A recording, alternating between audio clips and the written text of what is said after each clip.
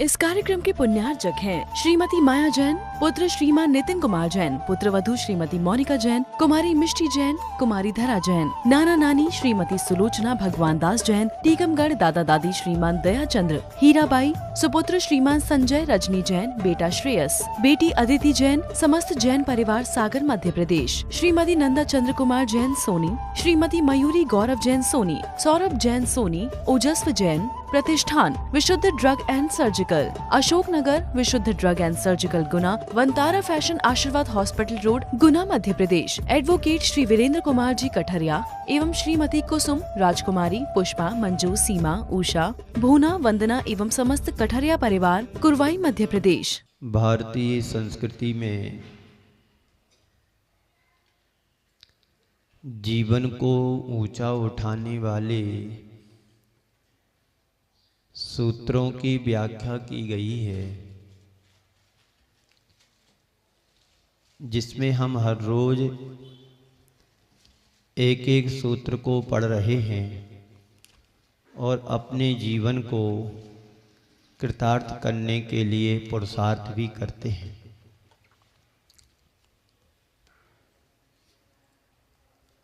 हम अपने जीवन को कैसे ऊंचा उठाएं या अपने जीवन को कैसे अच्छा बनाएं, इन सभी बातों का समावेश इस कारिका में किया गया है, जिसके माध्यम से हम हर रोज अपने जीवन को समझने का पुरुषार्थ करते हैं।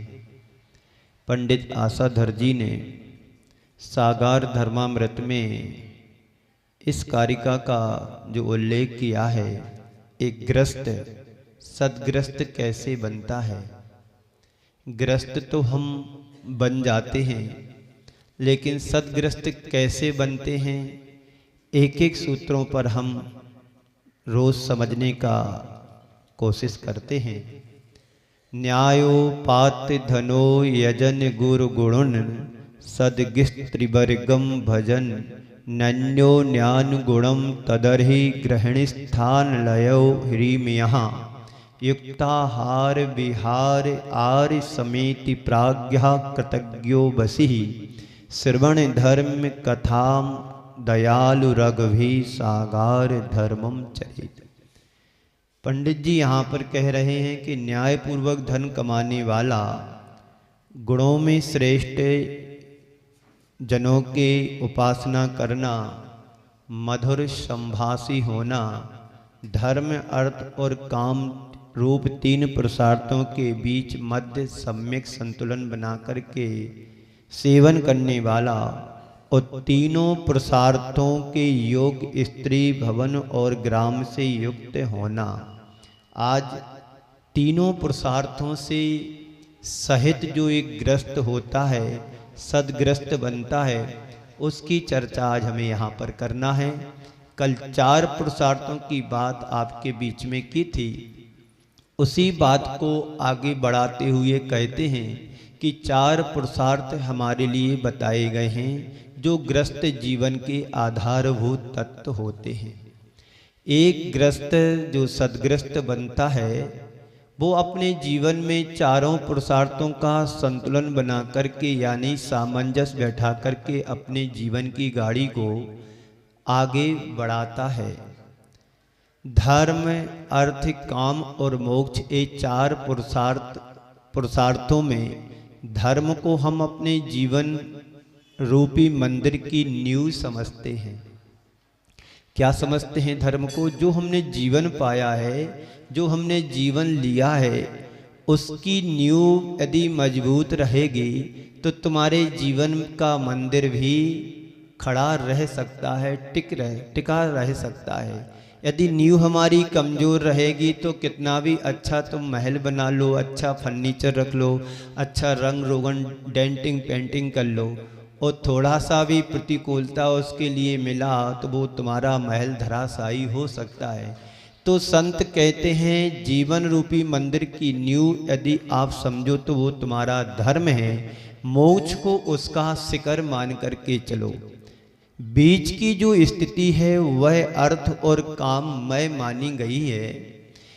कल मैंने कहा था कि गृहस्थ का जीवन अर्थ के बिना नहीं चल सकता है, उसकी कुछ मजबूरियां होती हैं और सीमाएं भी हैं।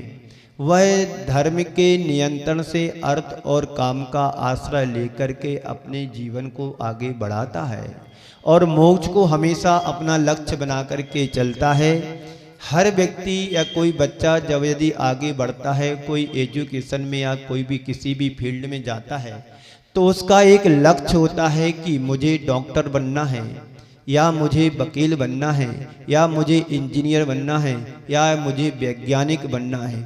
जब वो जैसे जैसे पढ़ाई में आगे बढ़ता है तो उसका एक लक्ष्य क्लियर होता जाता है कि मुझे आगे चल कर के उच्च अधिकारी भी बनना है, या नेता बनना है, या प्रणेता बनना है, या संत बनना है, या साधु बनना, क्या बनना।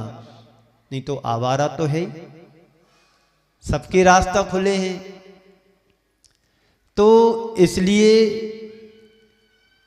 गृहस्थ कभी भी पुरुषार्थ में सम्यक संतुलन बनाकर चलता है, जब कभी भी, तो उसके जीवन में ये सारी बातें समाविष्ट हो जाती हैं।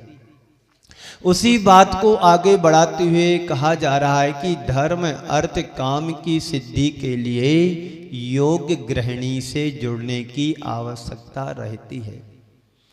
आज उन्हीं 4 पुरुषार्थों में से कहा जा रहा है, धर्म नियंत्रित अर्थ और काम के साथ हमें एक औचित्य गृहिणी का क्या होता हमारे जीवन में।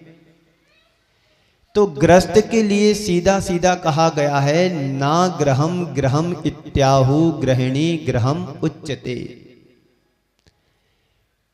मतलब क्या हुआ, ईंट गारे का मकान घर नहीं कहलाता है। आपके जो मकान बने हैं, यदि उसमें कोई नहीं रहता है तो वो तुम्हारा घर नहीं बन सकता, मकान कहलाएगा। क्योंकि तुमने ईंट सीमेंट लोहे आदि से उसको बना करके खड़ा कर दिया। घर कब कहलाता है, जब उसमें गृहिणी निवास करती है, कुटुंबी जन रहते हैं, परिजन रहते हैं, परिवार के लोग रहते हैं, तब वह कहलाता है घर। तो घर ईंट गारे का मकान घर नहीं कहलाता है, घर तो वह है जिसमें गृहिणी है। गृहस्थ जब गृहिणी से जुड़ता है तब गृहस्थ कहलाता है, और गृहिणी से जुड़ने के बाद भी वह त्रिवर्ग के योग्य बनता है, तभी वह धर्म अर्थ काम की सिद्धि कर पाता है। 2 मार्ग हमारे भगवंतों ने, तीर्थंकर भगवंतों ने मतलाए हैं, एक साधु का मार्ग और दूसरा गृहस्थ का मार्ग।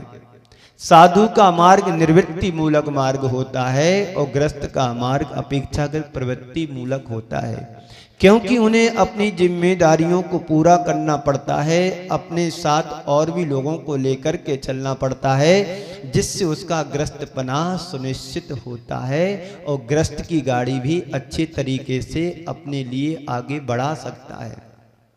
उसकी अपनी एक सीमा और उसे दायित्वों का पूरा निर्वाह करना पड़ता है। सीमा के अंदर गृहस्थ त्याग के मार्ग में पूरी तरह से नहीं बढ़ पाता है, जबकि साधु लोग त्याग की मूर्ति माने गए हैं, त्याग की मूर्ति हैं। साधना का राजमार्ग साधु जीवन कहलाता है। कौन सा मार्ग है?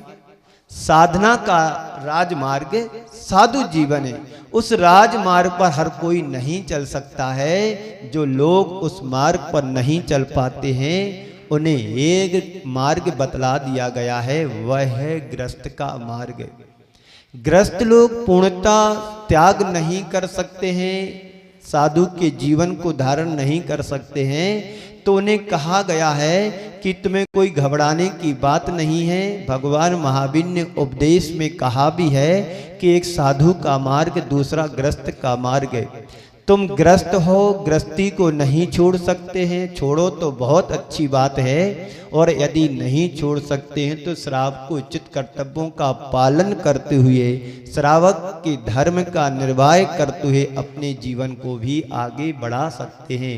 श्रावक के धर्म के जो 12 व्रत कहे गए हैं, 5 अणुव्रत, 4 शिक्षा व्रत, 3 गुण व्रत, इन 12 व्रतों का निरतिचार पालन करता हुआ एक गृहस्थ सदगृहस्थ है, व्रतों प्रतिमा आदि को लेकर के अपने जीवन को बहुत अच्छे तरीके से आगे बढ़ा सकता है। उसी बात को यहाँ पर कह रहे हैं, जो लोग उस मार्ग पर नहीं चल सकते, कौन से मार्ग पर? साधु के मार्ग पर, सन्यास के मार्ग पर, त्याग तपस्या के मार्ग पर नहीं चल सकते हैं, तो उनके लिए गृहस्थ का मार्ग बतलाया गया है। गृहस्थ अपने दायित्वों का निर्वाह करते हुए धर्म की आराधना कर सकता है। जैसे आप रोज आकर के अभिषेक देखते हैं, शांति धारा करने वाले शांति धारा करते हैं, पूजन करते हैं, स्वाध्याय करते हैं, आहार दान देते हैं, आदि आदि धर्म से जुड़ करके चलते हैं। यही इनके आराधना का मार्ग है। बिना आराधना के, उपासना के आज तक किसी का कल्याण नहीं हुआ है। हाथ पर हाथ रख कर के बैठे रहोगे तो जीवन में कभी उद्धार होने वाला एक गृहस्थ है। यदि उसको कुछ आवश्यकता है तो पुरुषार्थ करना पड़ता, मेहनत करना पड़ती, नौकरी जॉब करना पड़ती है। किसान है तो खेत पर जाकर के पसीना बहाता है, तब कहीं जाकर के 3 महीने के बाद वो फसल को घर में रख पाता है। बिना पुरुषार्थ के कोई को किसी को कुछ नहीं मिलता है। मैं जैसे तुम्हारे बीच में हूँ और मैं आपको उपदेश में ना बताऊँ, उपदेश ना दूँ और सीधे अपने ध्यान में बैठे रहें, तो तुम लोग भी रोटी कब तक खिलाओगे? अरे महाराज जी तो कुछ करते नहीं हैं, देते नहीं हैं, अब जाने से क्या फ़ायदा? महाराज को थोड़ा संकेत करवा दो कि महाराज जी अनुकूलता हम लोगों को नहीं है।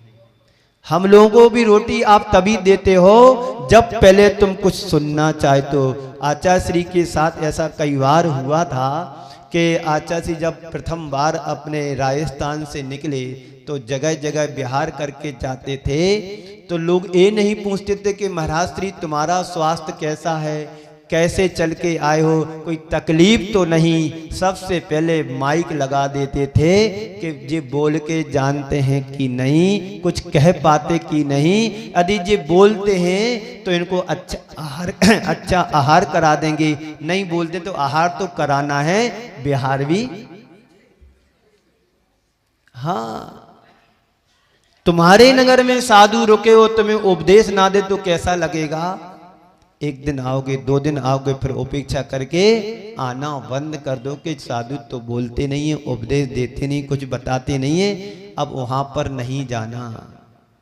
तो सब संसार में स्वार्थ की दुनिया है, बिना स्वार्थ के कुछ अर्थ भी नहीं निकलता है। आप लोग भी आते हैं तो स्वार्थ से आते हैं, बच्चे भी आते तो स्वार्थ से आते, उन्हें लोभ है कि शाम को प्रश्न पूछा जाएगा तो सबसे पहले उत्तर मेरा होना चाहिए। बहुत अच्छे बच्चे हैं, कल बहुत बच्चे आए भी थे, सबने बड़े सुंदर सुंदर प्रश्न किए, उनको उत्तर भी अपनी अल्प बुद्धि से उनको समझाने की कोशिश की। इसी तरह से बच्चे आगे बढ़ते हैं। जब उनको आप संस्कार देंगे, जब उनको प्रेरणा देंगे, उनको आप लेकर के आओ। कुछ बच्चे तो अभी सो रहे होंगे, छुट्टियां चालू हैं, क्योंकि 5-6 बजे रोज उठते थे, स्कूल जाना, स्कूल से वापस आना। अब 4-5 दिन की छुट्टियां मिली हैं तो बच्चे अभी सो रहे होंगे। कोई बात नहीं, उनका भी सोने के दिन है। तो मैं कह रहा था कि जो लोग उस मार्ग पर यदि नहीं चल पाते हैं तो उन्हें एक मार्ग बतलाया गया है, वह है गृहस्थ धर्म का मार्ग। गृहस्थ अपने दायित्वों का निर्वाह करते हुए धर्म की आराधना कर सकता है।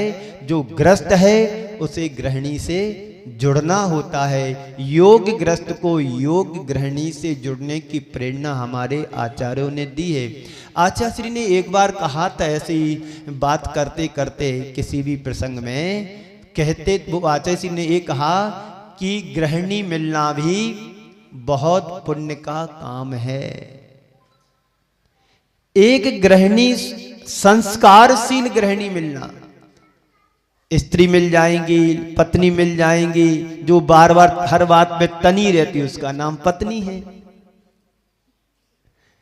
उनकी रिक्वायरमेंट कभी पूरी ही नहीं हो पाती है, कभी ना कोई चीज उनकी कमी बनी रहती है, कि डिमांड रहती है। जो हर बात में तनातनी करे, उसका नाम पत्नी और पति। तो योग ग्रस्त को योग गृहिणी से जुड़ने की प्रेरणा दी है, और गृहिणी से जुड़ने के लिए ग्रस्त को विवाह करना आवश्यक होता है। विवाह के सूत्र के बंधन से बंधना पड़ता है। हमारे संतों ने कहा है कि या तो तुम सन्यास का मार्ग अपनाओ, या तो तुम साधु जीवन को जिए। साधु जीवन नहीं धारण कर सकते हैं तो ग्रस्त का मार्ग अपनाओ, ग्रस्त के मार्ग को स्वीकार करो।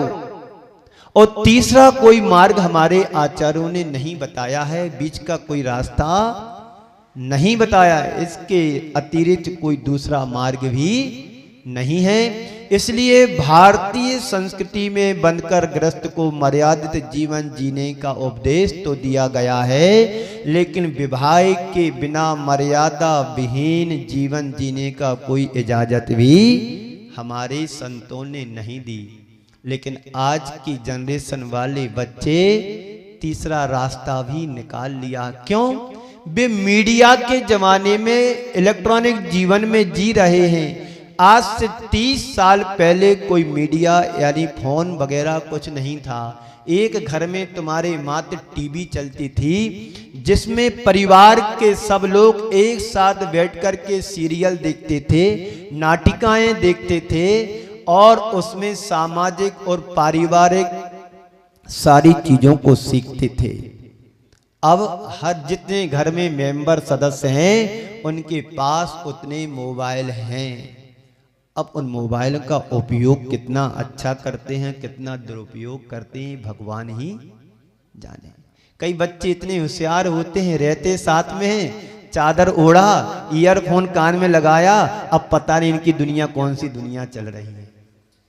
इस कार्यक्रम के पुण्यार्चक थे श्रीमती माया जैन, पुत्र श्रीमान नितिन कुमार जैन, पुत्र वधू श्रीमती मोनिका जैन, कुमारी मिष्टी जैन, कुमारी धरा जैन, नाना नानी श्रीमती सुलोचना भगवान दास जैन, टीकमगढ़ दादा दादी श्रीमान दया चंद्र, हीराबाई, सुपुत्र श्रीमान संजय रजनी जैन, बेटा श्रेयस, बेटी अदिति जैन, समस्त जैन परिवार सागर मध्य प्रदेश, श्रीमती नंदा चंद्र कुमार जैन सोनी, श्रीमती मयूरी गौरव जैन सोनी, सौरभ जैन सोनी, ओजस्व जैन, प्रतिष्ठान विशुद्ध ड्रग एंड सर्जिकल, अशोकनगर विशुद्ध drug and surgical Guna, Vantara fashion आशीर्वाद हॉस्पिटल रोड गुना मध्य प्रदेश, एडवोकेट श्री वीरेंद्र कुमार जी कठरिया एवं श्रीमती कुसुम, राजकुमारी, पुष्पा, मंजू, सीमा, उषा, भूना, वंदना एवं समस्त कठरिया परिवार कुरवाई मध्य प्रदेश।